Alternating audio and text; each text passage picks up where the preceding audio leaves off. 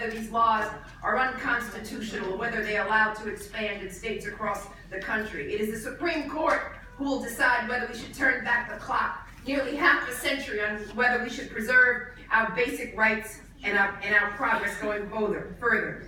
And with the balance of the Supreme Court at stake, we are back at the front lines of protecting rights we thought were secure long ago.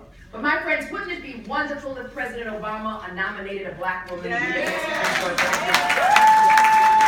would be fabulous. But 50 years ago, we are still fighting for our own basic democratic rights. You see, legislators are framing the issue as a need to prevent voter fraud.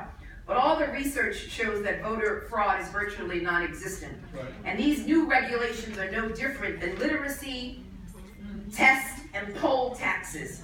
And these attacks on our civil liberty are not coincidental.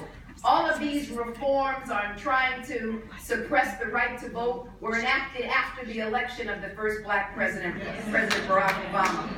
Understand, my sisters and my friends, that voting rights are not luxuries. Voting rights are not options. Voting rights are our constitutional and guaranteed right that our ancestors bled and died to preserve.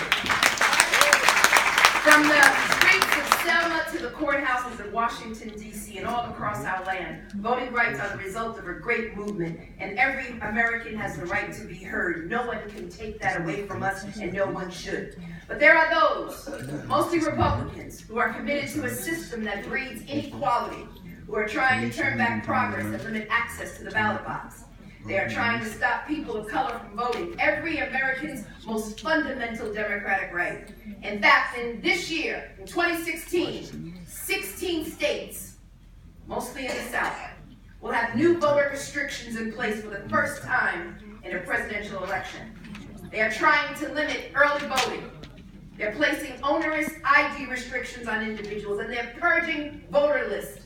In some cases, with your student ID, you can't vote. But if you've got an ID because you're a gun owner, you can vote. And if you don't have a birth certificate, as most blacks who were born in the 30s and the 40s do not, my mother did not have a birth certificate because she was born in the field.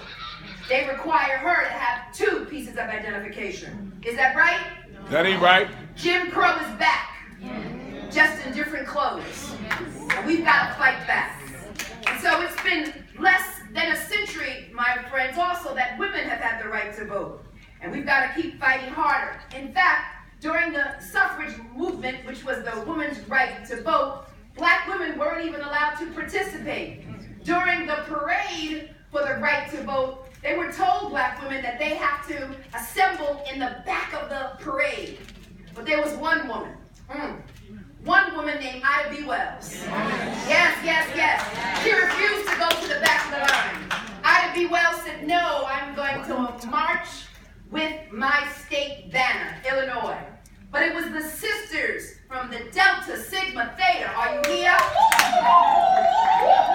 They marched. Right. It was Deltas who marched. They were in the back. The 22 founders of Delta. And and there was Delta founded. Come on. Where's my HU graduates? It was the 22 founders of the Delta Sigma Theta sorority that marched. They were the only African American women's organization to participate. And African American women had to fight both sex and racism. And those struggles continue. We remember the fearless champions like Ida B. Wells, who were champions for justice and equality that made our nation what it is today. And we are inspired by their resilience and their determination that have made our ceilings higher, our characters richer, and our world full of color and possibility. But our fight is far from over. How many of you remember the attacks on our First Lady, Michelle Obama? How many of you remember how they have characterized her as an angry black woman? How many of you remember all the jokes about her eyebrows? Remember that? So we've got to still continue to organize and stay connected.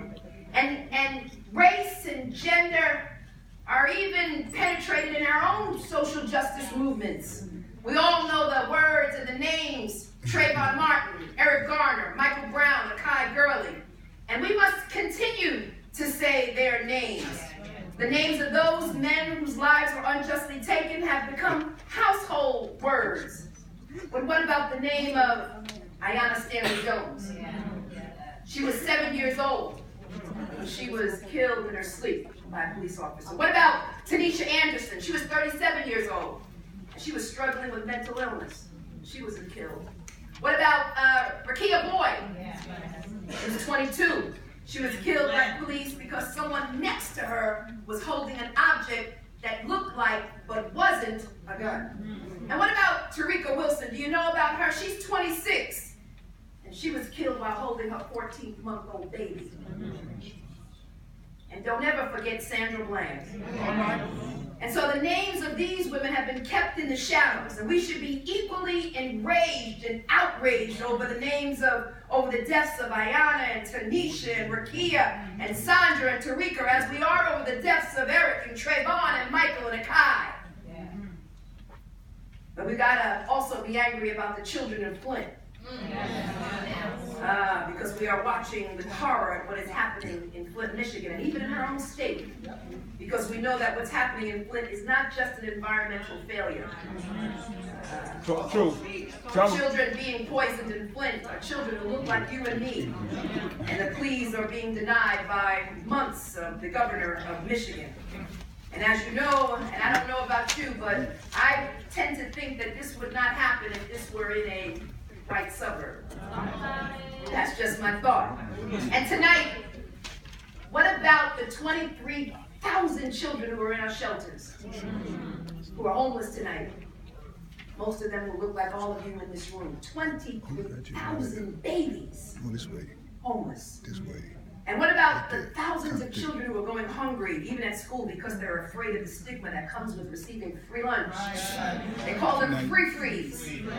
And those children are so afraid of being called free-frees, so afraid of being associated with poverty, they'd rather starve. And what about the public school system, which is still far too segregated? It's segregated now more than it was back in the 50s when we enacted Brown versus Board of Education. And a child's zip code should not determine their destiny. So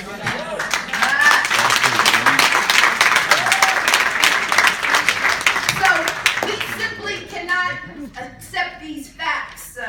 We cannot accept this as a fait accompli. We've got to organize and do some work. Even though we recognize the progress that we have made, but we must not sit back and be comfortable because we're the middle class, and because we're sitting in Prospect Heights, and because we've all been invited to this beautiful library, because all of you have jobs and all of you are doing well. You can't sit back and be comfortable. Not when 23,000 children in the city are going to sleep homeless tonight. Not when children are hungry. Not when we've got more income inequality than ever before, when people are doubled up and tripled up and quadrupled up in their apartments. No, you cannot be uncomfortable. Now is the time for you to make the comfortable uncomfortable. That's right.